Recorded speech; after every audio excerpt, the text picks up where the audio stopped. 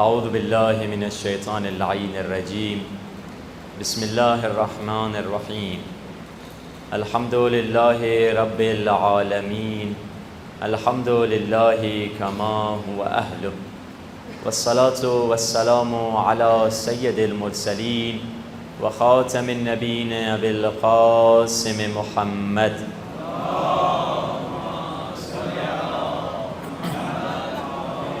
وآلہ الطیبین الطاہرین المعصومین واللعنۃ دائمۃ علی اعدائہم اجمعین من الآن الی لقاء یوم الدین۔ مل کر دعائے سلامتی امام زمانہ تلاوت کرتے ہیں۔ اللہم کن ولیک الحجۃ ابن الحسن صلواتک علیہ وعلی آبائہ فی هذه الساعة وفی کل ساعة وليا وحافظا وقاعدا وناصرا ودليلا وعينا حتى تسكنه أرضك توعا وتمتعه فيها طويلا برحمتك يا أرحم الراحمين. أما بعد فقد قال الله سبحانه وتعالى في كتابه المجيد وفرقانه الحميد وقول الحق وهو أصدق الصادقين. بسم الله الرحمن الرحيم. بقیت اللہ خیر لکم ان کنتم مؤمنین. صلوات.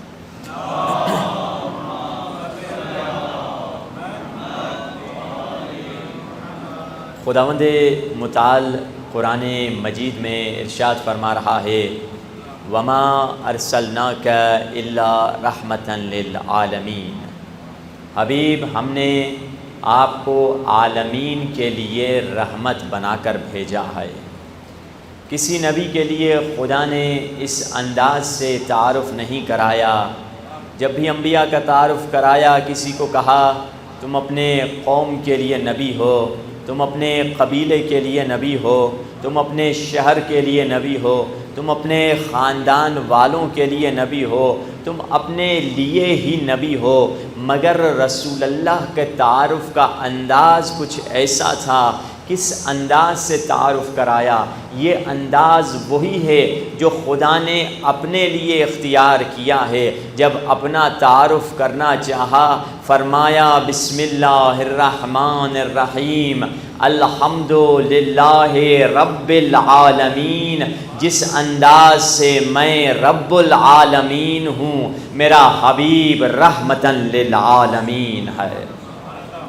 یہ مقام، یہ وہ نبی جو زمینوں کے لیے رحمت، جو آسمانوں کے لیے رحمت، جو فضاؤں کے لیے رحمت، جو ہواؤں کے لیے رحمت، جو جنوں کے لیے رحمت، جو انسانوں کے لیے رحمت، جو فرشتوں کے لیے رحمت، جو ماضی کے لیے رحمت، جو مستقبل کے لیے رحمت، جو غیروں کے لیے رحمت، جو اپنوں کے لیے رحمت، جو دشمنوں کے لیے رحمت، جو دوستوں کے لیے رحمت، جو سورج کے لیے رحمت، جو چاند کے لیے رحمت، جو ستاروں کے لیے رحمت، جو پوری کائنات کے لیے رحمت بن کے آئے اسے مصطفیٰ کہتے ہیں. اور جو مصطفیٰ کے گھر میں رحمت بن کے آئے اسے فاطمہ کہتے ہیں. یہ ہے سیدہ کا مقام. خداوند متعال نے اپنے نبی کی حفاظت کس انداز سے کی؟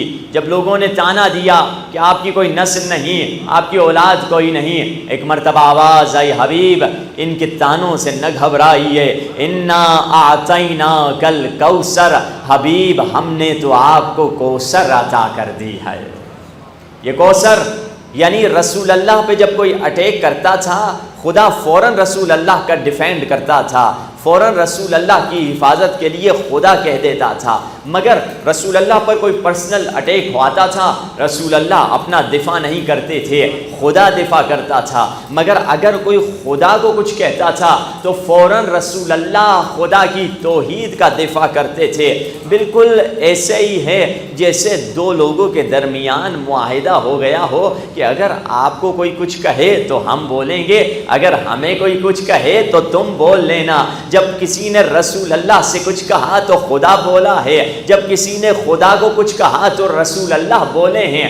مگر تاریخ یہ بتاتی ہے ایک تیسری ہستی بھی تھی، جب بھی کسی نے خدا کو کچھ کہا تب بھی وہ ہستی بولی ہے، جب جب کسی نے رسول اللہ کو کچھ کہا تب بھی وہ ہستی بولی ہے. اب اگر کوئی اس ہستی کو کچھ کہے گا تو خدا بھی بولے گا, رسول اللہ بھی بولیں گے. یہ وہ علی ابن ابی طالب تھے کہ جب بھی کسی نے علی کے بارے میں کچھ کہا تو ایک مرتبہ خدا نے بھی دفاع کیا ہے علی کا, رسول اللہ نے بھی دفاع کیا ہے. فرمایا ہم نے تجھے کوثر عطا کر دی ہے, حبیب تیری نسل رہے گی. کہ جب علی اور پاک بی بی سیدہ کی شادی کا وقت آیا, رسول اللہ نے مولا علی سے پوچھا, علی بتاؤ تمہارے پاس کیا ہے؟ کہا میرے پاس گھوڑا ہے, میرے پاس زرہ ہے, میرے پاس تلوار ہے. رسول اللہ نے فرمایا علی تمہارے تلوار کو تو اسلام کی ضرورت ہے, اسلام کو تمہاری تلوار چاہیے, تمہارے گھوڑے کی تمہیں ضرورت ہے, مگر تم دلیر ہو, تم بہادر ہو, تمہیں زرہ کی کیا ضرورت ہے؟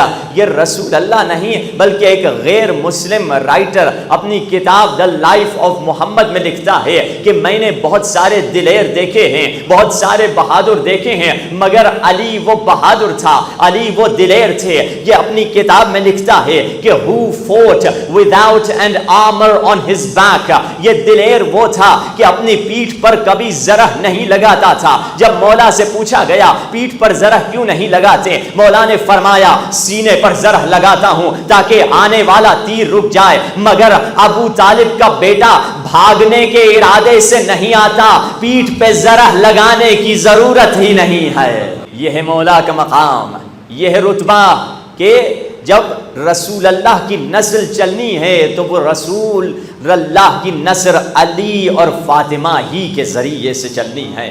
اسی لیے کیونکہ نور الہی ان میں متجلی ہوا.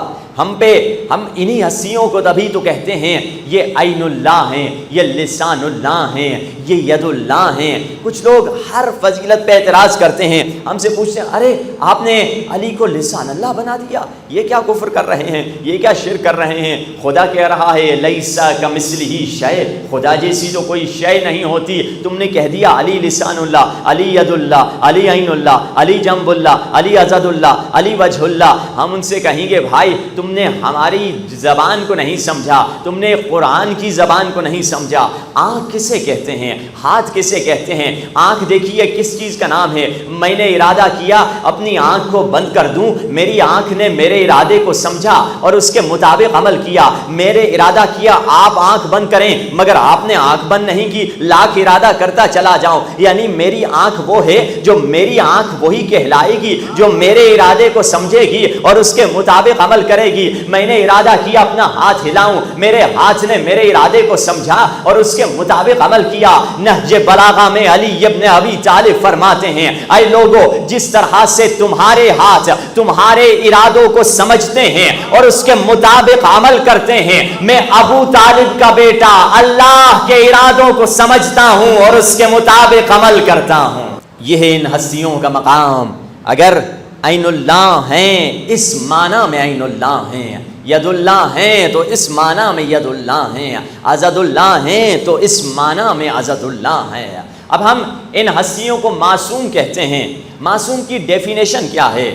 ایک معصوم کی ڈیفینیشن جو خطا نہیں کر سکتا, جو مسٹیک نہیں کر سکتا, یہ ڈیفینیشن ہے. مگر مختلف تعریفیں معصوم کی گئی ہیں. ایک معصوم کی یہ بھی تعریف کی گئی ہے کہ معصوم وہ ہے, لوگ کہتے ہیں 14 معصومین بھی معصوم ہیں, جی بالکل معصوم ہیں, اور 1,24,000 انبیاء رسول اللہ سے ہٹا کر وہ بھی معصوم ہیں, ہاں وہ بھی معصوم ہیں. تو 14 معصومین اور دوسرے انبیاء کی عصمت میں فرق کیا رہا؟ دیکھیے ایک فلسفی جملہ ہے, لفظ مشکل ہے مگر اس کو آسان کر دوں گا.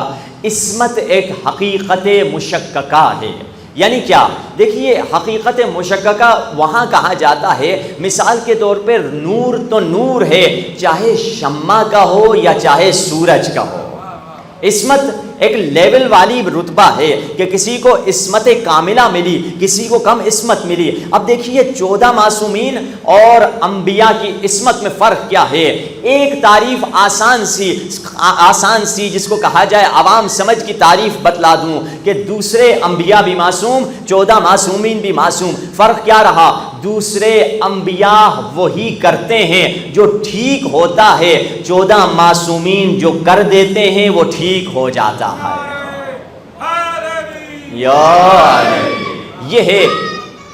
یا علی. یہ ہے 14 معصومین کی عصمت اور دوسرے انبیاء کی عصمت میں فرق. مگر بعض مقامات پر یہ مقام اللہ نے کسی نبی کو دیا. کب اور کہاں؟ قرآن میں حضرت یوسف کا ذکر ہے، وہ قید خانے میں ہیں اور انہیں اللہ نے تعبیر خواب کا علم دیا ہے کیونکہ انہوں نے اپنے دامن کو شہوت سے پاک رکھا. اور تاریخ میں ابن سیرین اور اس طرح سے کئی لوگ گزرے ہیں جنہوں نے اپنے آپ کو شہوت سے بچایا اور خدا نے یوسف کی طرح ان کو بھی علم تعبیر خواب عطا کیا ہے. اسی لیے علماء کہتے ہیں تعبیر خواب انسان کو اللہ وہ علم دیتا ہے جو جسے اللہ چاہے عطا کرتا ہے، اور خصوصاً ان کو دیتا ہے جو اپنے دامن کو شہوت سے بچائے رکھیں. اب یوسف جیل میں چلے گئے. یوسف کے پاس ایک شخص آتا ہے، یوسف میں نے سنا ہے تم تعبیر کرتے ہو. کہا جی ہم تعبیر کرتے ہیں. یوسف میں نے خواب دیکھا ہے، فلاں فلاں اپنا خواب بتایا. یوسف نے کہا تمہارے خواب کی تعبیر یہ ہے کہ تمہیں رہائی کا آرڈر آ جائے گا اور تم بادشاہ کے پرسنل اسسٹنٹ بن جاؤ گے، اس کے سیکرٹری بن جاؤ گے، اسے انگور کا شربت گلاس میں ڈال کے پلا رہے ہوگے. بہت خوش ہوا. برابر میں ایک بدتمیز بھی بیٹھا ہوا تھا. اس نے کہا چلو ہم بھی کچھ کامیڈی کرتے ہیں، کچھ مذاق کر لیتے ہیں. کہا یوسف ہم نے بھی خواب دیکھا ہے. یوسف نے کہا کیا خواب دیکھا ہے؟ اس نے خواب بتایا. یوسف نبی نے کہا تمہارے خواب کی تعبیر تو یہ ہے کہ تمہارے سزا جو آئے گی تمہارے اوپر موت کی سزا آئے گی اور تمہیں سولی پر لٹکا دیا جائے گا اور کوے تمہارے دماغ سے نوچ نوچ کر کھائیں گے. تو وہ ہنس کے کہتا ہے نبی خدا نہ کوئی خواب تھا نہ حقیقت تھی، آپ نے تو تعبیر بھی کر لی، خواب ہی میں نے نہیں دیکھا. نبی یوسف نے کہا اب ہمارا اس سے کوئی تعلق نہیں ہے کہ تم نے خواب دیکھا ہے یا نہیں دیکھا، یہ تمہارا پرابلم ہے. اب تو وہ ہو کر رہے گا جو ہم نے کہہ دیا. عزیزان محترم عید کی رات تھی. حسن اور حسین اماں کے پاس آتے ہیں. اماں عید کی رات ہے، بچوں کے پاس عید کے کپڑے ہیں، ہمارے کپڑے کہاں ہیں؟ ایک مرتبہ صدیقہ نے یہ کہا کہ عید کے تمہارے کپڑے درزی کے پاس ہیں. بس صدیقہ کی زبان سے یہ جملے نکلے. خدا نے جبریل کو حکم دیا اے جبریل جنت سے لباس لے کر در سیدہ پہ دستک دینا، اور اگر کوئی پوچھ لے کون ہے تو بڑی عاجزی سے کہنا، یہ نہ کہنا فرشتوں کا سردار آیا ہے، یہ نہ کہنا جبریل امین آیا ہے، یہ نہ کہنا وہی لانے والا فرشتہ آیا ہے، عاجزی سے کہنا کہ حسنین کا درزی آ چکا ہے. تو اب یہ وہ صدیقہ ہیں جو کہہ دیتی ہیں وہ حقیقت میں بدل جاتا ہے. مگر قرآن مجید میں اسی سے ملتا جلتا ایک واقعہ ملتا ہے کہ جب حضرت آدم سے ترک اولا ہوا، حضرت آدم کو خدا نے کہہ دیا کہ آدم تم دنیا چلے جاؤ، تم زمین کی طرف چلے جاؤ، اب جنت میں نہیں رہو گے تم اور تمہاری زوجہ. آدم جانے لگے. آواز آئی آدم جنت کا لباس ادھر اتار دے، دنیا کا لباس پہن کے جاؤ. خدا نے کہا ٹھیک ہے. اب خدا سے ایک سوال ہے ہم گنہگاروں کا کہ خدایا تیری اتنی بڑی جنت میں کپڑوں کی تو کمی نہیں تھی، لباس کی تو کمی نہیں تھی. مثال کے طور پہ میں کسی صاحب کے گھر میں رہ رہا ہوں اور میں آ رہا ہوں روزانہ، ان کی میری شیروانی گم ہو گئی، جو بھی میں ان کی شیروانی پہن کے آ رہا ہوں جا رہا ہوں، لوگوں کو پتہ نہیں. کسی دن جن صاحب کے گھر میں ٹھہرا ہوا ہوں تو مثال کے طور پہ، یہ نہیں کہ سچ مچ میں جن کے گھر پہ ٹھہرا ہوں ان کی مثال دے رہا ہوں، مثال کے طور پہ تو میں ان کی شیروانی پہن کے آ رہا ہوں تو اچانک ان کا میرے ساتھ خدا نہ خاصا جھگڑا ہو گیا اور اگلے دن انہوں نے بیچ مجمع میں مجھے کہہ دیا مولانا صاحب میری شیروانی اتار کے دے دیجئے، میں آپ سے ناراض ہوں. لوگ کہیں گے بھائی آپ کی ناراضگی اپنی جگہ پہ تھی، آپ نے بیچ مجمع میں بیچارے کی شیروانی کیوں اتروا دی؟ اور دوسرا ایک شیروانی پہن کے چلے بھی جاتا کون سا آپ کا نقصان ہو جانا تھا؟ کون سی کروڑوں کی شیروانی تھی؟ خدا کی بارگاہ میں کہیں گے اے مالک زمین اور آسماں کے خزانے تیرے ہاتھ میں ہیں. اگر آدم ایک لباس پہن کے چلے جاتے تو کون سا حرج تھا؟ حرج کیا تھا؟ ایک لباس کی بات تھی، وہ لباس پہن کے چلے جاتے. خدا کی آواز آئے گی ہم آدم کی خاطر دنیا کا قانون، آدم کی خاطر زمین اور آسمان کا قانون نہیں بدلیں گے. خدایا قانون کیا ہے؟ قانون یہ ہے کہ یہاں کی چیز وہاں نہیں جائے گی، وہاں کی چیز یہاں نہیں آئے گی. تو اب دوسرا سوال خدا سے یہ ہوگا خدایا ٹھیک ہے قانون جنت یہ ہے کہ جنت کی چیز وہاں نہیں جائے گی، وہاں کی چیز یہاں نہیں آئے گی، تو خدایا جبریل امین در سیدہ پر درزی بن کر کیسے آئے؟ یہاں پہ دو ہی چیزیں سمجھ میں آتی ہیں، یا تو سیدہ کی خاطر خدا نے قانون جنت کو بدل دیا، یا تو جہاں اہل بیت رہتے ہیں وہ جگہ جنت ہوتی ہے. فرشتے عرش کے ہوں یا باغ جنا والے، فرشتے عرش کے ہوں یا باغ جنا والے، یہاں والوں سے کیا نظریں ملائیں گے وہاں والے. فرشتے عرش کے ہوں یا باغ جنا والے، یہاں والوں سے کیا نظریں ملائیں گے وہاں والے۔ علی کے در سے فرشتوں کو روٹیاں ملی اکثر، زمین والوں کے ٹکڑوں پر پلے ہیں آسماں والے۔ یہ وہ ہستی یا علی، ان ہستیوں کا یہ مقام ہے، یہ رتبہ ہے، یہ ان کا مقام ہے کہ جب اگر معرفت چاہیے انہی ہستیوں کے در سے ملے گی، علم چاہیے انہی ہستیوں کے در سے ملے گا۔ آپ سن رہے ہیں کہ ہمارا گفتگو ہمارے ٹاپک کی یہی چل رہی ہے کہ ہم 12ویں امام کے اگر منتظر ہیں تو منتظر اور انتظار کا طریقہ کیا ہے۔ انتظار کے لاکھوں کروڑوں طریقے ہیں، ہر انسان اپنے انداز سے انتظار کرتا ہے۔ ہم خاموش اور ان ایکٹیو انتظار کی بات نہیں کر رہے ہیں، ایکٹیو انتظار کی بات کر رہے ہیں۔ ذمہ دار انتظار کسے کہتے ہیں؟ تو ان میں سے ہماری گفتگو یہاں پہ پہنچی تھی کہ اگر انسان چاہتا ہے اپنی زندگی میں کس چیز کو امپلیمنٹ کرے، کوشش یہ کرے انسان اپنی زندگی میں جذبات کو حاکم نہ رکھے بلکہ عقل کی حکمرانی ہونی چاہیے ہماری زندگی میں۔ عقل اگر حاکم ہو گئی تو اہل بیت کی حکمرانی بھی آ جائے گی، عقل اگر آ گئی تو اہل بیت کی غلامی بھی آ جائے گی۔ دیکھیے ہم دو زمانے کے درمیان رہ رہے ہیں، گزر چکا ہے وہ عاشورہ ہے، آنے والا ہے وہ ظہور ہے، ظہور اور عاشور کے درمیان ہم جی رہے ہیں۔ اے نوجوان، اگر تم 61 ہجری میں نہیں تھا کہ حسینی خیمے میں جا کر اپنا نام لکھوا سکے، آج خیمہ انتظار میں چلا اور امام زمانہ کے خیمے میں اپنا نام لکھوا سکتا ہے۔ کیوں؟ کیونکہ جس کام کو حسین نے 10 محرم کو آغاز کیا تھا اسی کام کو امام زمانہ منزل تکمیل تک پہنچائیں گے۔ یہ بہت گہرا تعلق ہے امام زمانہ اور تیسرے امام، دوسرے اماموں میں بھی تعلق ہے مگر 12ویں امام اور تیسرے امام میں خاص تعلق ہے۔ کیوں؟ آپ کو دلیل دے دوں، یہ جملہ اکثر مسائل میں سنتے ہیں ہم مگر اس پہ کبھی سوچتے نہیں۔ کون سا جملہ؟ جب 12ویں سرکار ظہور کریں گے، ظہور کے چند لمحے سے پہلے کے حالات امام معصوم نے ہمیں بتلائے ہیں۔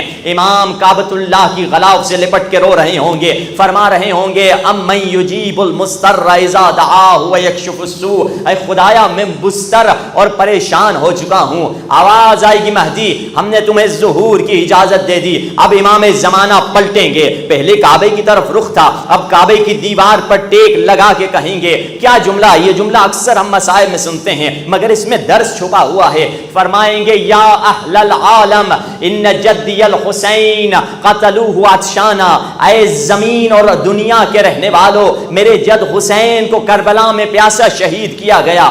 عجیب بات ہے، مولا کس سے گفتگو کر رہے ہیں؟ تمام دنیا والوں سے گفتگو کر رہے ہیں۔ اپنا تعارف رسول اللہ کے نام سے نہیں کرایا، مولا علی کے نام سے نہیں کرایا، سیدہ کے نام سے نہیں کرایا، آ کر حسین کے نام سے اپنا تعارف کیوں کروا رہے ہیں؟ دنیا کا دستور یہ ہے اگر میں کسی کے نام سے اپنا تعارف کراؤں، مثال کے طور پہ میں اب اگر اپنا تعارف اپنے باپ کے نام سے کراؤں تو ضرور آپ جس کے نام سے میں تعارف کرا رہا ہوں آپ سب اس کو جانتے ہوں گے، اور دستور یہی، عقل کا تقاضا یہ ہے کہ آپ اگر کسی کے نام سے اپنا تعارف کرا رہے ہیں میں فلاں کا بھتیجا ہوں، اس کا مطلب یہ ہے آپ کے چچا آپ کے ماموں کو لوگ جانتے ہوں گے، تبھی تو ان کے نام سے تعارف کروایا جا رہا ہے۔ امام زمانہ فرمائیں گے میں حسین کی نسل سے ہوں، اور شیعوں سے خطاب نہیں، مسلمانوں سے خطاب نہیں، یا اہل العالم، دنیا کے تمام رہنے والوں سے خطاب ہے جس میں مسلمان، کافر، ہندو، بدھسٹ سب شامل ہیں اور سب سے خطاب ہو رہا ہے۔ یہ خطاب بتلا رہا ہے جب امام زمانہ ظہور کریں گے پوری دنیا اچھی طرح حسین کو پہچان چکی ہوگی، پوری دنیا اچھی طرح حسین کو جان چکی ہوگی۔ اے نوجوان، یہ پیغام ہے، یہ مولا کی ندا تمہیں اسٹریٹجی دے رہی ہے، تمہیں پالیسی دے رہی ہے۔ اگر چاہتے ہو ظہور کے لیے کچھ کوشش کرو، اگر چاہتے ہو ظہور کے لیے کچھ کام کرو تو گلی گلی، گوشہ گوشہ، جگہ جگہ ذکر حسین قائم کرو، اپنوں کو بھی مجلس میں بلاؤ، غیروں کو بھی مجلس میں بلاؤ، پراؤں کو بھی مجلس میں بلاؤ، تاکہ سب کے سینے میں حسین کی معرفت ہو جائے، تاکہ جب امام زمانہ ظہور کریں اور سارے دنیا والے سنیں انہیں پتہ چل جائے یہ کس کے نسل سے آنے والے ہیں۔ تبھی تو کیا خوب کہا کہ انسان کو بیدار تو ہو لینے دو، ہر قوم پکارے گی ہمارے ہیں حسین۔ ہمارا مقصد یہ ہے کہ کربلا کو عام کرنا، در حقیقت ہمارا فیوچر بھی اس میں ہے، ہمارا پاسٹ بھی یہی ہے، ہمارا پریزنٹ بھی یہی ہے، ہمارا مستقبل یہی ہے کہ کربلا کو عام کرو گے، امام زمانہ کا ظہور خود بخود ہو جائے گا، اور یہی ہماری زندگی کا مقصد ہونا چاہیے۔ اب دیکھیے کربلا میں جو مولا کے اصحاب تھے، جو ان کی کوالٹی ہے وہی کوالٹی 313 اصحاب کی ہوگی۔ ان کی کیا کوالٹی تھی؟ ان 72 کی ایک کوالٹی یہ تھی کہ وہ وفا کے درجے پر پہنچے ہوئے تھے۔ مولا رسول اللہ خود فرماتے ہیں، مولا امام حسین فرماتے ہیں، انی لا اجد اصحابا اوفا منکم، میں تم سے بڑھ کر کوئی وفادار صحابی نہیں پاتا۔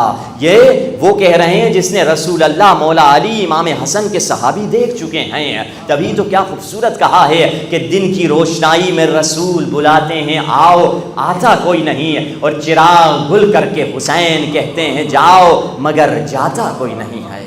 یہ وفادار صحابی تھے۔ اب ہم نے ان سے وفا سیکھنی ہے۔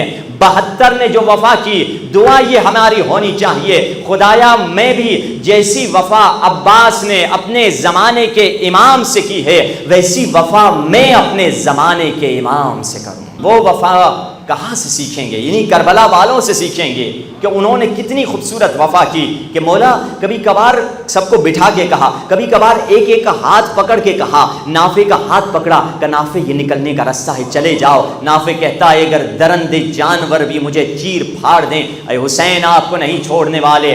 سب کو بٹھا کے کہا یہ دشمن میری دشمن ہے، تمہاری دشمن نہیں، یزیدی میرے دشمن ہیں۔ ایک مرتبہ مسلم ابن اوسجہ اٹھے، انہوں نے فرمایا واللہ لو علمت انی اقتل ثم احیا ثم اقتل ثم احرق ثم احیا ثم اقتل ويفعل بي ذلك 70 مرہ ما فارقتك یا حسین۔ اے حسین اگر مجھے قتل کر دیا جائے، پھر زندہ کیا جائے، پھر قتل کر دیا جائے، پھر جلا دیا جائے، پھر زندہ کیا جائے، پھر قتل کر دیا جائے، اور یہ کام 70 مرتبہ ہمارے ساتھ تکرار کیا جائے، مگر بطول کے بیٹے ہم تجھے چھوڑنے والے نہیں ہیں۔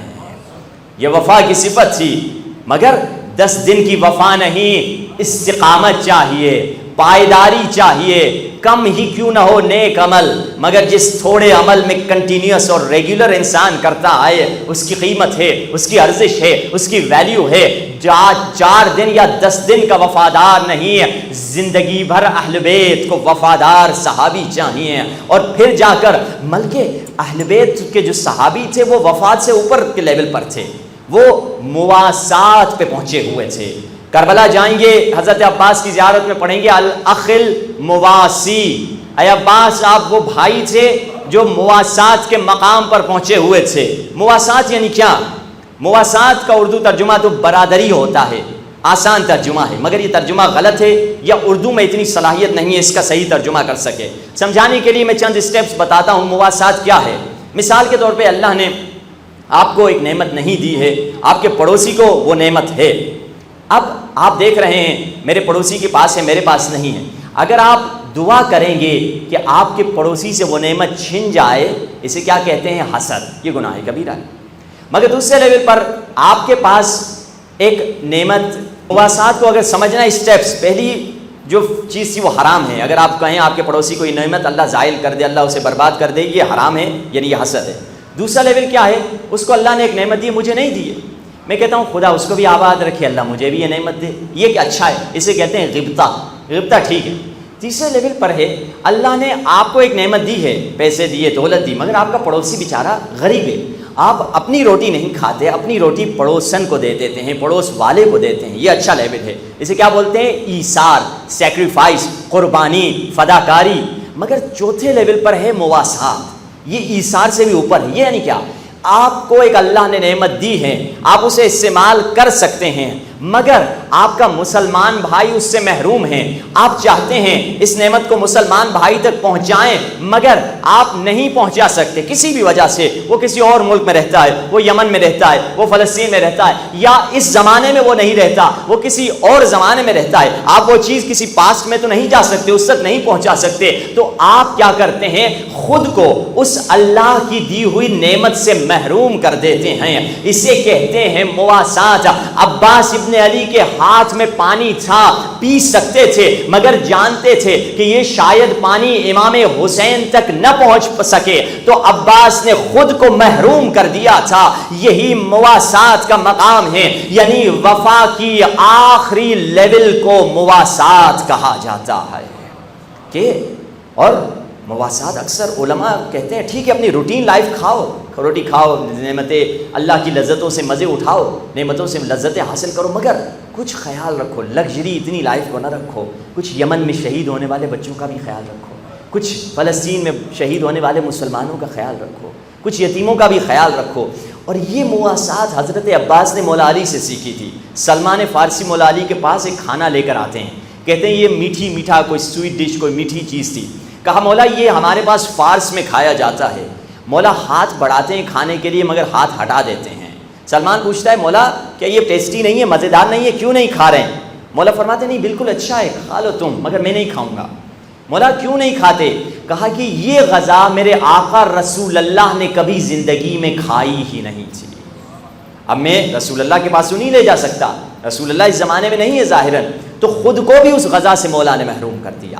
یہ مواسات ہے، وفا سے بھی بلند تر مقام ہیں۔ اور مولا عباس سے کیا کہتے ہیں زیارت میں؟ یا اخل مواسی، اے عباس آپ وہ بھائی تھے جو مقام مواسات پر پہنچے ہوئے تھے۔ تو یہ وفا کیسے آئے گی؟ وفا اس وقت آتی ہے جب ہماری زندگی میں اہل بیت کی محبت آ جاتی ہے۔ کل آپ نے سنا کون سی چیز تھی جو اہل بیت نے ہمیں بتلائی نہیں؟ کیا چیز، کون سا مسئلہ دنیا کا، آخرت کا، لباس پہننے کا، صحت کا، بیوی کے ساتھ کیسا برتاؤ، شوہر کے ساتھ کیسا برتاؤ۔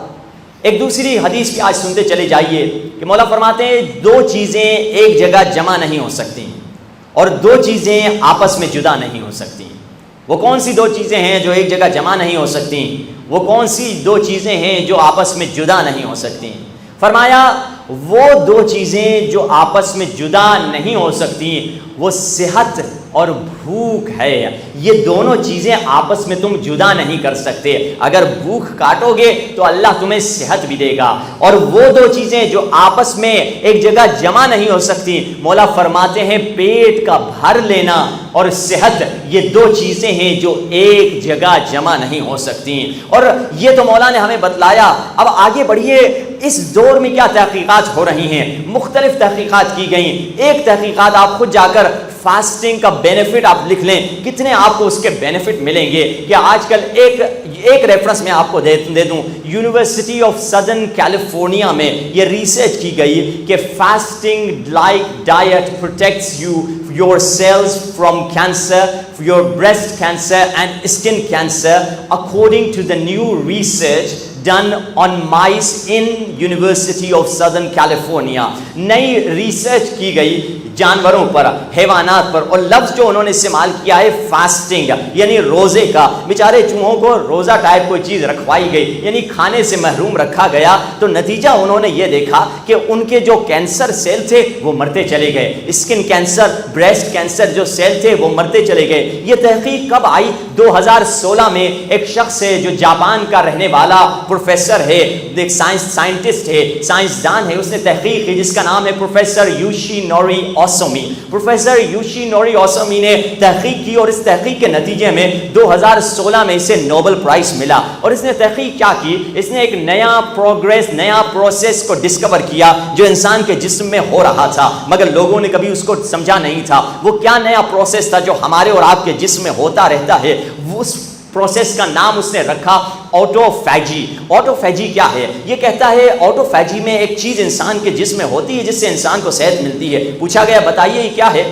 تو اس نے کہا کہ جب انسان بھوکا رہتا ہے 9 10 12 گھنٹے تو بھوک کے نتیجے میں انسان کے پاس دو سیل ہیں، ایک صحت مند سیل ہے اور ایک کینسر والا سیل ہے جو بیمار سیل ہے جو بعد میں کینسر کا سبب بنے گا۔ مگر کیونکہ آپ جسم کو کھانے سے محروم رکھ رہے ہیں تو آپ کے سیل کو کچھ چاہیے، تو یہاں پہ دو سیلز ہیں، طاقتور سیل، ضعیف اور بیمار کینسر والا سیل۔ تو کیا کرتا ہے طاقتور سیل، صحت مند سیل بیمار سیل کو جا کر کھا لیتا ہے، تو نتیجے میں آپ کے کینسر سیل مرتے چلے جاتے ہیں اور نتیجے میں آپ کو صحت ملتی چلی جاتی ہے۔ یعنی اس شخص نے آٹوفیگی نام رکھا، بڑا نام رکھا جس کو ہم سمجھتے نہیں ہیں، مگر سمپل لفظ میں کہیں کہ صدیوں بعد اس نے روزے ہی کو تو ڈسکور کیا تھا جس کو رسول رسول اللہ ہمیں بتلا چکے تھے. وہ لوگ جو ہم پر اعتراض کرتے ہیں, کہتے ہیں دین تمہیں ترقی سے روکتا ہے, میں ان سے کہوں گا کیا اب رسول اللہ کی وہ حدیث تمہیں سمجھ میں آ گئی جس میں رسول اللہ نے فرمایا سومو تصحو, روزہ رکھو خدا تمہیں صحت عطا کر دے گا. روزہ رکھو اللہ تمہیں صحت مند بنا دے گا. یعنی اہل بیت نے ہماری زندگی کے ہر پہلو پر نظر رکھی ہے. مولا جانتے ہیں یہ 30 دن اس کے لیے ضروری ہے. ویسے بھی روایت میں ہے کہ ہفتے میں 1 یا 2 روزہ مستحب ہے, کم از کم انسان رکھے اور کئی بیماریوں سے انسان بچا رہتا ہے. اب آئیے وفا کی صفت تھی کربلا والوں کے پاس. اس وفا کی صفت کو کیسے کریٹ کر سکتے ہیں, اس کی فاؤنڈیشن کیا ہے؟ وفا کی جو فاؤنڈیشن ہے وہ محبت ہے.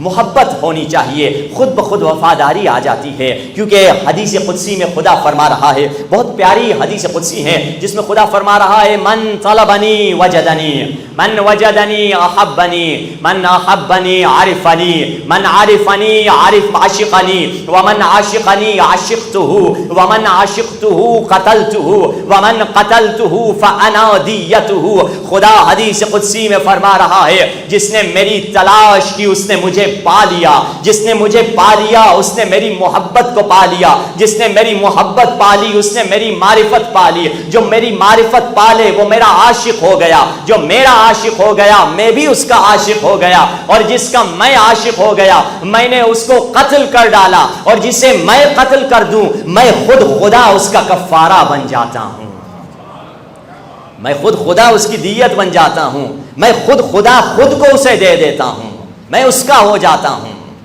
خدا ان کا ہو جاتا ہے. جس کے پاس خدا آ گیا اس کو کیا چاہیے؟ تبھی تو جب اسٹوڈنٹ حرم امام رضا پہ گئے تھے, ٹیچر ان کو زیارت کے لیے لے کر گیا بس میں بٹھا کر.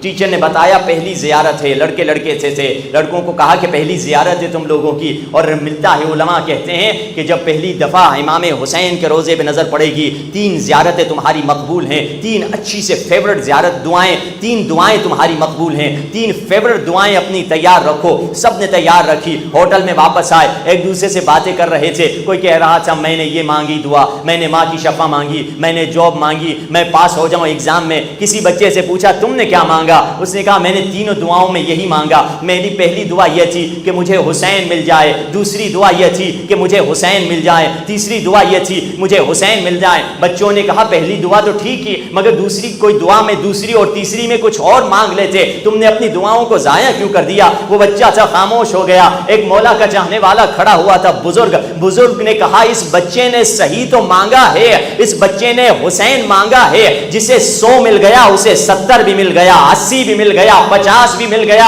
جسے حسین مل گئے اسے ہر شے مل گئی ہے. جسے خدا اور اولیاء خدا کی محبت مل گئی تو کیا اسے کس چیز کی پریشانی ہے؟ تو خدا نے کہا میں خود اس کا کفارہ ہو جاتا ہوں, میں اس کی دیت ہو جاتا ہوں, میں خود کو انہیں دے دیتا ہوں. تو خدا کی محبت کا جب نور آ جاتا ہے پھر انسان فداکاری اور قربانی میں اسے تکلیف نہیں بلکہ لذت مل رہی ہوتی ہے, مزہ آ رہا ہوتا ہے, لذت. مگر اس کے مقابل میں دیکھیے حضرت عیسیٰ کا ایک چاہنے والا تھا, حواری تھا. حضرت عیسیٰ نے حواری سے کہا کہ تمہارے جیب میں کتنے پیسے ہیں؟ اس نے نکالے 2 دینار 2 درہم نکالے. حضرت عیسیٰ نے جیب میں سے 1 دینار یا درہم نکالا, اسے کہا یہ 3 درہم لے کر جاؤ, 3 روٹیاں لے کر آ جاؤ. یہ جاتا ہے اور 3 روٹیاں لے کر آتا ہے, مگر رستے میں جب آ رہا تھا اسے خیال آتا ہے میں نے 2 روٹیاں اپنے پیسوں سے لی ہیں اور عیسیٰ نبی نے 1 روٹی لی ہے. دسترخوان پہ بیٹھیں گے تو 1.5 وہ کھائیں گے, 1.5 میں کھاؤں گا, میری آدھی روٹی وہ کھا لیں گے. تو ایسے کرتا ہوں راستے میں 1 روٹی خود کھا لیتا ہوں, 1 روٹی خود ہی کھا لیتا ہے. یعنی نبی کا چاہنے والا 1 روٹی کی قربانی دینے کو تیار نہیں تھا. اب وہ کھا لیتا ہے روٹی اور آ کے دسترخوان بیچتا ہے, 2 روٹیاں رکھتا ہے. حضرت عیسیٰ پوچھتے تیسری روٹی کہاں ہے؟ کہا تیسری روٹی قبلہ تھی بھی نہیں, وہ مہنگی ہو گئی روٹیاں. اچھا, حضرت عیسیٰ نے کچھ نہیں کہا, جھوٹ بول رہا ہے. روٹیاں کھا لی انہوں نے اور آگے گئے, ایک جگہ آیا سامنے دریا تھا. حضرت عیسیٰ نے کہا اپنے ہاتھ کو, میرے ہاتھ, میرا کس نے ہاتھ کو رکھا؟ حضرت عیسیٰ پانی پر چلنے لگے, یہ بھی پانی پہ چلنے لگا. دریا جب کراس ہوا حضرت عیسیٰ نے اس سے پوچھا تمہارا ایمان کس لیول پر ہے؟ کہا میرا ایمان عروج پر پہنچا ہوا ہے. پوچھا اگر ایمان عروج پر ہے بتاؤ وہ تیسری روٹی کس نے کھائی تھی؟ کہا حضور والا تیسری روٹی تھی ہی نہیں, آپ کیسے مجھ سے بار بار پوچھ رہے ہیں؟ یعنی نبی اسے ہدایت دینا چاہتے ہیں, نبی اس کے دل سے دنیا کی محبت نکالنا چاہتے ہیں, مگر وہ کیسے روک روک رہا ہے؟ جھوٹ کے ذریعے سے. تبھی تو رسول اللہ فرماتے ہیں خدا نے تمام برائیوں کو ایک کمرے میں بند رکھا ہے اور اس کمرے کی چابی جھوٹ کو قرار دیا ہے.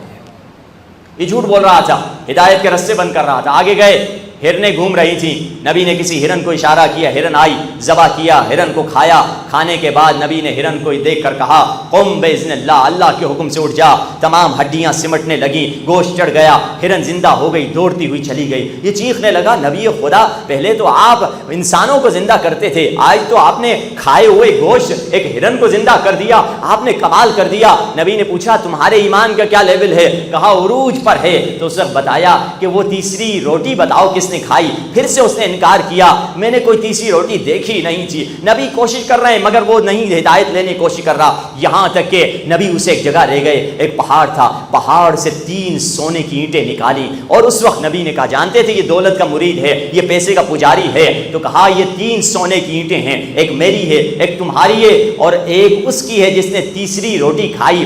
فوراً اس نے کہہ دیا نبی خدا میں نے تیسری روٹی کھائی تھی. نبی خدا کہتے ہیں ہمیں سونے کی ضرورت نہیں، 3 کی 3 اینٹیں خود ہی لے لو، ہم جا رہے ہیں. نبی خدا چلے گئے. اب یہ 3 سونے کی اینٹیں سوچ رہا ہے کیسے چھپا کے لے جاؤں. 3 ڈاکو آتے ہیں، دیکھتے ہیں ایک شخص ہے اس کے پاس 3 سونے کی اینٹیں ہیں اور اس کو قتل کرتے ہیں. اسے یہ لوگ قتل کر دیتے ہیں اور یہ 3 اینٹیں آپس میں ڈیوائڈ کر دیتے ہیں. انہیں بھوک لگتی ہے، ایک کہتا ہے میں کھانا لینے جاتا ہوں. وہ بازار کھانا لینے جاتا ہے، 3 میں سے ایک وہ سوچتا ہے کیوں نہ ساری اینٹیں میں لے لوں، کھانے میں زہر ملا دیتا ہے. جب یہ کھانا لینے جاتا ہے یہ 2 ایک دوسرے سے کہتے ہیں کیوں نہ 1.5 اینٹ ہم لے لیتے ہیں. اسے قتل کرتے ہیں، اس کی آدھی میں لیتا ہوں آدھی تم لے لینا. جب وہ واپس آتا ہے اسے یہ قتل کرتے ہیں اور زہر والا کھانا کھاتے ہیں، وہ بھی مر جاتے ہیں. کچھ دیر کے بعد حضرت عیسیٰ کا گزر ہوتا ہے، وہاں سے 3 سونے کی اینٹیں دیکھتے ہیں اور 4 لاشیں دیکھتے ہیں. اس وقت حضرت عیسیٰ فرماتے ہیں دنیا اپنے چاہنے والوں کے ساتھ ایسا ہی سلوک کیا کرتی ہے.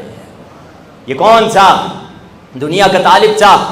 اگر ہم اب یہ دنیا کی محبت اگر ہمارے دل میں ہے، ہم بھی مولا کی خاطر قربانی نہیں دیں گے.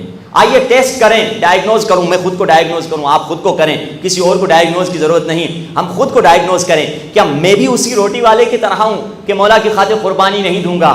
جب میرے خمس کی ڈیٹ آتی ہے، اگر میں خمس دینے میں پریشان ہو جاتا ہوں تو میرا حال وہی روٹی والے کا ہوگا کہ امام کے ساتھ وفاداری نہیں کروں گا. میری خمس کی ڈیٹ مثال کے طور پہ 21 رمضان ہے، 19 رمضان ہے یا 15 رمضان کو میری ڈیٹ ہے. اب 15 رمضان کو میں نے اکاؤنٹ چیک کیا، دیکھا 10 لاکھ روپے پڑے ہوئے ہیں. ارے کیا بتایا، خمس تو 20% ہوتا ہے، 10 لاکھ روپے میری سیونگ ہے. اب 10 لاکھ میں سے 2 لاکھ مجھے نکالنے ہوں گے، یہ تو بہت نقصان ہو جائے گا. اب اگر یہاں میں خمس نہیں دیتا، یہ بتلا رہا ہے میرا نفس کہ میرے اندر دنیا کی محبت ہے، میں آقا کی خاطر قربانی نہیں دوں گا. تبھی تو امام محمد تقی نے کتنے سخت جملے اس شخص سے کہے تھے جس نے مولا سے کہا تھا مولا خمس معاف کر دیجئے. مولا نے سخت جملے خط میں لکھے، جلالی انداز میں مولا کا قلم تھا، قلم سے جلال چھلک رہی تھی. مولا نے فرمایا اے ہمارے چاہنے والے، کیا تو سمجھتا ہے یہ تمہارے معمولی سے پیسے کے ہم محتاج ہیں؟ ہم تمہاری دولت کے محتاج نہیں. یہ وہ ہستیاں ہیں، زمین اور آسمان کا خزانہ ان کے پاس ہے. یہ خمس واجب اسی لیے کیا گیا ہے تاکہ اللہ تمہارے دل سے دنیا کی محبت کو نکال دے. اللہ یہ دنیا کی محبت تمہارے دل سے جب نکلے گی تو پھر آقا کی محبت آئے گی. کیوں؟ کیونکہ ایک دل میں 2 محبتیں سمائی نہیں جا سکتی، یا مولا کی محبت یا دولت کی محبت یا آقا کی محبت. حرام کی کمائی کوئی کر رہا ہے، وہ جانتا ہے کہ میری نوکری ہے حرام ہے، بینک کی نوکری ہے جس کی میں روزی جو بچوں کو کھلا رہا ہوں وہ حلال نہیں ہے. اگر وہ دولت کی خاطر اپنی نوکری ریگولر رکھ رہا ہے، آقا کی اطاعت نہیں کر رہا، یہ جان لے کہ اللہ رزق دینے والا ہے. خدا خود کہہ رہا ہے واللہ رازق، نہیں کہا واللہ خیر الرازقین. خدا رازق نہیں، خدا بہترین رزق دینے والا ہے. اگر ہمارے اندر وہ یقین آ گیا کہ میں اللہ میرا رزق دینے والا ہے، تبھی تو صفین سے جب امیر المؤمنین پلٹ رہے تھے، مولا نے ایک مرتبہ قبرستان کی طرف نگاہ کی. راوی کہتا ہے علی قبروں کو دیکھ کے فرما رہے تھے یا اہل القبور الموحشہ، یا اہل الوحدہ، یا اہل الوحشہ، یا اہل التربہ، یا اہل الغربہ، انتم لنا فرۃ سابق ونحن لكم تبع لاحق واما الاموال فقد قسمت واما البیوت فقد سکنت واما الازواج فقد نکحت. مولا فرماتے ہیں قبروں کو دیکھ کر اے قبروں میں سونے والوں، اور دیکھیے خطاب مولا کا کیسا ہے. مولا فرماتے ہیں یا اہل التربہ، اے مٹی والو، یا اہل القربہ، اے پردیسیوں، یا اہل الوحشہ، اے وحشت کے گھروں کے مکینوں، اے وحشت میں رہنے والوں، اے کیڑوں مکوڑوں کے ساتھ زندگی گزارنے والوں. اس وقت مولا فرماتے ہیں انتم لنا فرۃ سابق ونحن لکم تبع لاحق، تم ہم سے کچھ پہلے نکل چکے ہو، ہم بھی اب تم سے ملحق ہونے والے ہیں. پھر مولا فرماتے ہیں وَأَمَّا الْأَمْوَالُ فَقَدْ قُسِمَتْ، وہ جو دولت تم چھوڑ آئے تھے وہ وارثوں کے درمیان تقسیم ہو چکی ہے. وَأَمَّا الدَّارُ فَقَدْ سُكِنَتْ، وہ جو گھر تم نے اپنے خون پسینے کی محنت سے بنا کر آئے تھے ان گھروں میں کوئی اور لوگ رہ رہے ہیں. وَأَمَّا الْأَزْوَاجُ فَقَدْ نُكِحَتْ، وہ جو بیویاں تم چھوڑ آئے تھے وہ تو اور مردوں کے نکاح میں آ چکی ہیں. اس وقت راوی کہتا ہے جبکہ علی کی آنکھوں میں آنسو بھر آئے تھے، علی راوی کی طرف پلٹتے ہیں اور فرماتے ہیں لو اذن لهم بالکلام لاخبروکم ان خیر الزاد التقوی، اگر یہ قبروں میں سونے والوں کو بولنے کی اجازت دے دی جاتی یہ چیخ چیخ کر تمہیں بتاتے آخرت کے لیے تقوی سے بہتر کوئی سامان سفر نہیں ہے. وہی سامان سفر ہے جو مولا بتلا رہے ہیں. اور یہ تقوی آئے گا جب ہم دنیا کی محبت دل سے نکالیں گے اور اپنے زمانے کے امام سے بھی وہی وفا کریں گے جو کربلا والوں نے 72 نے وفا کی ہے. حسین مولا سے یہی مانگے مولا ہمیں وفاداری سکھا. اور یہ ایام غم، یہ گریے، یہ رونے، یہ آنسو، یہ سب وہی ہمیں وہیں لے کر جا رہا ہے کہ ہم اپنے دلوں کی طہارت کریں. تبھی تو فرمایا ان بکا علی الحسین، حسین پہ رونا بڑے بڑے گناہوں کو ایسے گراتا ہے جیسے خزاں کے موسم میں خزاں کے موسم پتوں کو درختوں سے گرا دیتا. حسین پہ رونا عجیب کیمیا ہے، عجیب جوہر ہے. ایک عالم دین کہتے ہیں کہ مجھے کہیں عشرے پہ دعوت ملی، مجھ سے جس نے دعوت دی تھی اس نے مجھ سے کہا مولانا صاحب روزانہ آپ 10 راتوں میں پاک بی بی فاطمہ زہرا کے مسائل پڑھا کریں. اس نے کہا کہ محرم میں تو یہ اصول نہیں ہے، میں کوشش کروں گا کچھ ربط کوئی ریلیشن بی بی کے سیدہ کا ضرور دوں. کہتا ہے عشرہ ختم ہو گیا، ہم سفرے پہ بیٹھ کے دسترخوان پہ کھانا کھا رہے تھے. میں نے اس سے پوچھا کیا وجہ تھی جو تم نے یہ ڈیمانڈ کی؟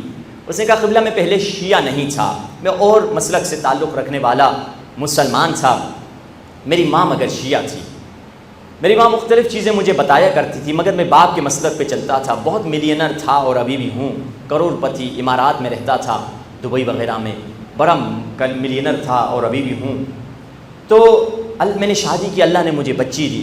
میری بچی تقریباً 5 برس کی ہوئی، بولنے لگی تو بہت میرا پیار ہوا، بہت میں پیار کرتا تھا اپنی بچی سے. جب جاب پہ جاتا تھا یا آفس پہ ہوتا تھا، کمپنی کی جب آفس پہ ہوتا تھا، بیوی سے فون کر کے ضرور پوچھتا تھا کہ بچی ٹھیک ہے؟ کہتی تھی ہاں ٹھیک ہے. کیا کر رہی؟ کھیل رہی. اچھا ٹھیک ہے، خدا حافظ. اتنا ہی نہیں، ہر دن میں 2-3 دفعہ پوچھتا تھا. ایک دن میری زوجہ نے مجھے فون کیا کہ جلدی سے گھر پہنچو، تمہاری بچی مرنے والی ہے. جلدی سے گاڑی پہ بیٹھا، اسپیڈ سے آیا، گھر پہ پہنچا، دیکھا میری بچی نے کھیلتے کھیلتے ایک سکہ، ایک کوئن نگل لیا ہے اور وہ سکہ اس کی گلے میں پھنس چکا ہے. اب وہ بول نہیں سکتی ہے. میں پریشان اسپتال لے کر گیا. ڈاکٹروں نے بتایا کہ ہم اس کا آپریشن نہیں کر سکتے، یورپ لے جانا پڑے گا. جلدی سے ٹکٹ ریزرو کروایا اور جا کے فرانس میں اترا اور وہاں پہ اسپتال میں لے کر گیا. میری بچی کا انہوں نے معائنہ کیا. انہوں نے کہا ہاں یہ آپریشن تو ہوگا مگر آپریشن کے بعد 90% چانس یہی ہے آپ کی بچی کبھی بول نہیں سکے گی. تو میں نے کہا اب آپریشن تو کرنا ہی ہوگا. کہا آپ ہمیں بتا دیجئے کہ آپ کا کیا فیصلہ ہے.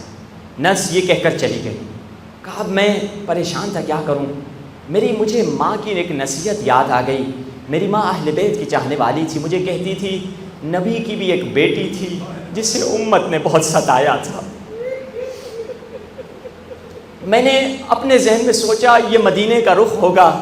میں نے اس وقت بی بی فاطمہ سے کہا، فاطمہ زہرا میری ماں مجھے بتاتی تھی آپ کو بہت ستایا گیا، اے فاطمہ زہرا میری بھی بیٹی ہے، اے فاطمہ زہرا اگر میری بچی ٹھیک ہو جائے تو میں زندگی بھر زہرا کے غلاموں کا غلام ہو جاؤں گا۔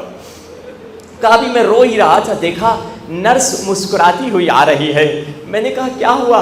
وہ اپنی زبان میں کہتی ہے کہ جیسس نے معجزہ کر دیا، عیسیٰ نے معجزہ کر دیا۔ میں نے دل میں کہا عیسیٰ جس گھر پہ نوکری کرتے ہیں انہوں نے معجزہ کیا ہے۔ میں دوڑتے ہوئے اندر گیا، دیکھا میری بچی رو رہی تھی، میں نے کہا بیٹا روتی کیوں ہو؟ کہا بابا ابھی میں نے دیکھا ایک کالے برقعے میں بی بی تھی جس کا ایک ہاتھ پھسلی پر تھا اور انہوں نے میری پیٹھ پہ مارا، یہ سکہ نکل گیا اور جاتے جاتے مجھے یہ کہہ کر گئی میرے بابا مجھ سے بہت پیار کیا کرتے تھے مگر امت نے مجھے بہت رلایا۔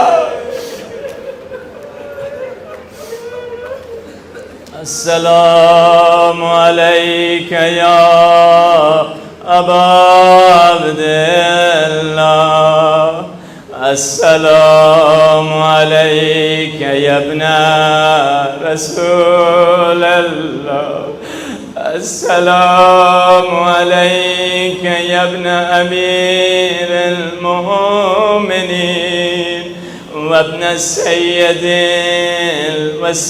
الوسین، السلام علیک وعلى الأرواح التي حلت بفنائك، عليكم مني سلام الله أبدا ما بقيت وبقي الليل والنهار، مل کے کربلا کے غریب کو سلام کریں، السلام علی وعلی علی ابن وعلی اولاد وعلی اصحاب۔ ہاں عزیزو، یہ ایام آپ نے فاطمہ زہرا کا ذکر سنا، اتنی مصیبتیں سیدہ پہ پڑیں مگر زہرا کو کبھی ام المصائب کا لقب نہ ملا۔ ام المصائب اگر بنی ہے تو وہ ثانی زہرا بنی ہے۔ ہاں زادارو، زینب پہ رونے کا ثواب یہ ہے کہ جو زینب کے غم میں روئے گا اسے حسین پہ رونے کا بھی اجر ملے گا، اسے حسن پہ رونے کا بھی اجر ملے گا، کیونکہ زینب بی بی نے حسن کے جنازے میں تیر دیکھے ہیں اور اسی زینب نے حسین کے جنازے کو تیروں میں بھی دیکھا ہے۔ اسی لیے بی بی زینب کی اتنی مصیبتیں ہیں۔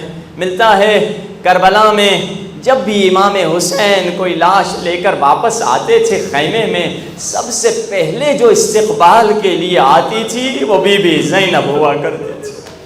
مگر تاریخ یہ لکھتی ہے دو ایسی لاشیں تھیں جب حسین لے کر آئے زینب نظر نہیں آ رہی تھی۔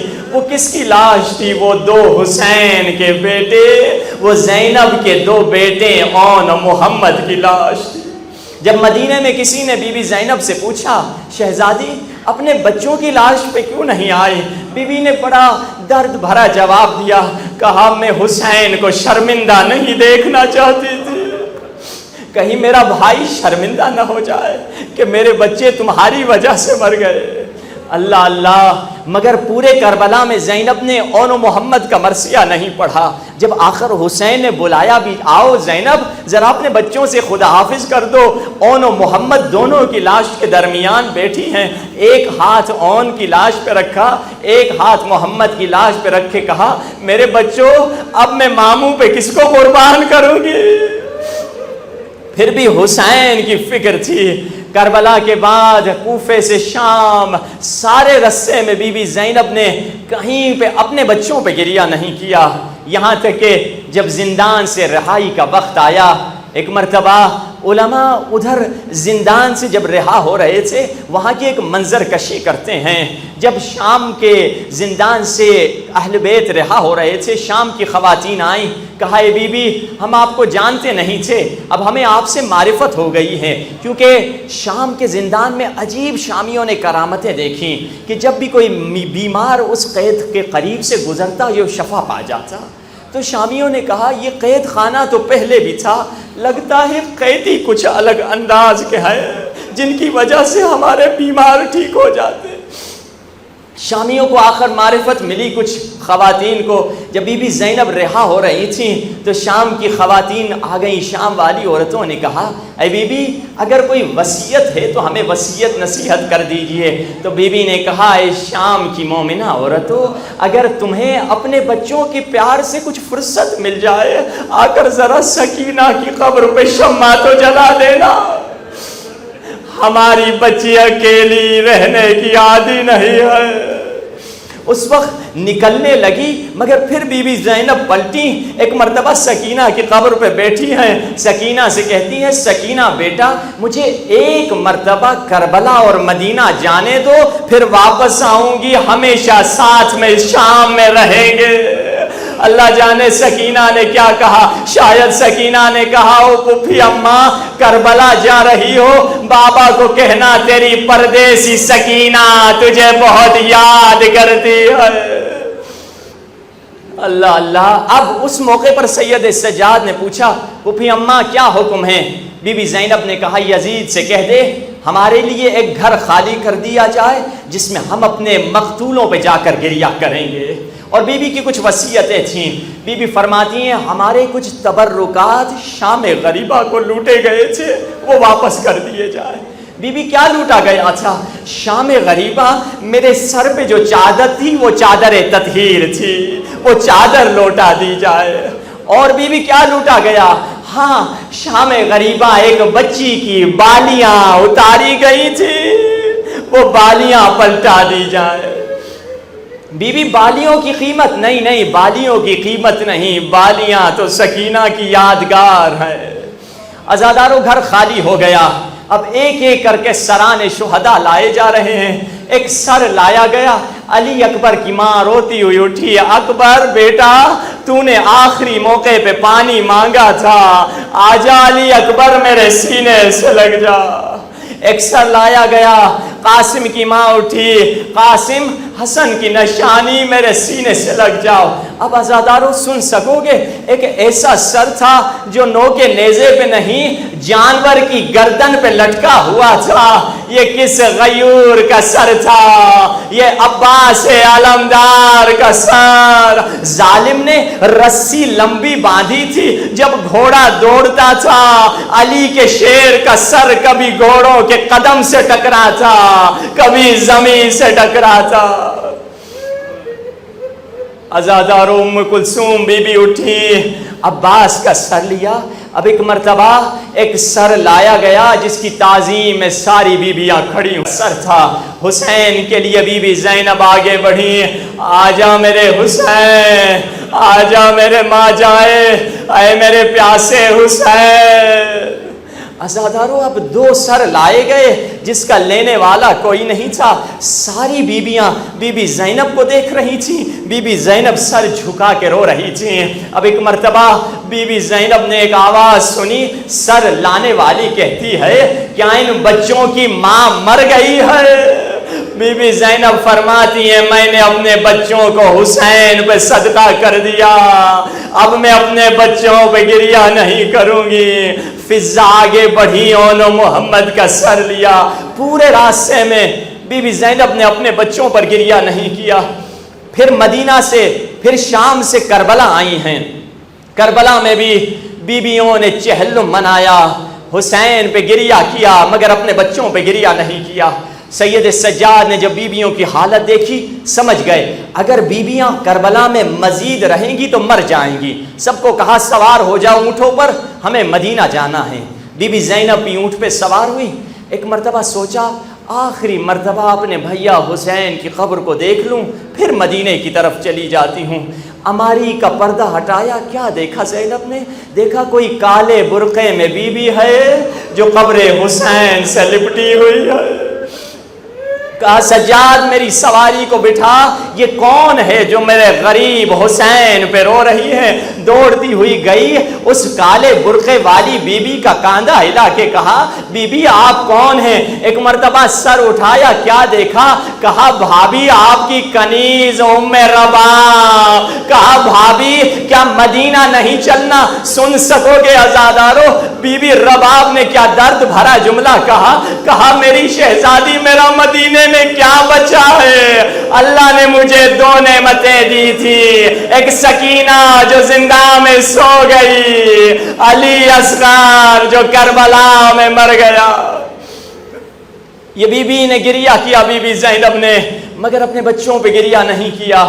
مدینہ لوٹی، نانا کی قبر پہ آئی، نانا نے پوچھا زینب کہاں سے آ رہی ہو؟ نانا بڑے دور سے آ رہی ہوں۔ زینب میرے لیے کیا لائی ہو؟ کہا حسین کا خون بھرا کرتا لے کر آئی ہوں۔ ایک مرتبہ کرتا جب قبر نبی پہ رکھا گیا، قبر نبی میں زلزلہ آیا، اٹھا لے زینب ہم سے دیکھا نہیں جاتا۔ کہا نانا میں 70 قدم سے دیکھ رہی تھی، ظالم ضربیں مارے جا رہا تھا۔ یہاں بھی حسین پہ گریہ کیا، اماں کی قبر پہ گئی، حسین پہ گریہ کیا، بنی ہاشم کے گھروں پہ واپس گئی، حسین پہ گریہ کیا۔ عبداللہ شوہر تھے، عبداللہ نے پیغام بھجوایا جا کہ زینب سے کہہ دیجئے گھر آ جائے۔ اب عزاداروں مجھے انصاف سے بتاؤ، اگر کوئی شوہر 1 سال کے بعد اپنی زوجہ کو دیکھے اور پہچاننے سے انکار کر دے، بتاؤ اس زوجہ پہ کیا گزری ہوگی؟ جب بی بی زینب آئی، ایک مرتبہ عبداللہ نے کہا باہر چلے جائیے، میری زوجہ گھر میں نہیں ہے۔ زینب نے سر پہ ہاتھ رکھا، عبداللہ میں زینب ہوں، مصیبتوں نے مجھے بوڑھا کر دیا ہے۔ عزادارو کمرے میں آئیں، دیکھا 2 چھوٹے چھوٹے مسلے بچھے ہوئے ہیں۔ آخر ماں کا دل تھا کتنا برداشت کرتی، سر پیٹ کے کہا عبداللہ اون محمد مارے گئے، میری گود کے پالے مارے گئے۔ عبداللہ زمین پہ بیٹھے، پھر اٹھے، پھر زمین پہ بیٹھے، پھر اٹھے۔ بی بی زینب نے پوچھا کیا ہوا؟ بچوں کی شہادت برداشت نہیں ہوتی؟ کہا نہیں میں بھی ہوتا حسین پہ قربان ہو جاتا، مگر زینب یہ بتاؤ تیری کلائیوں پہ یہ نشان کیسے ہے؟ کہا عبداللہ ہاتھوں میں رسان، شمر کا تازیانہ، خولی کا نیزہ، شرابی کا دربار، سید زادیاں۔ الا لعنت اللہ علی القوم الظالمین وسیعلم الذین ظلموا أي منقلب ينقلبون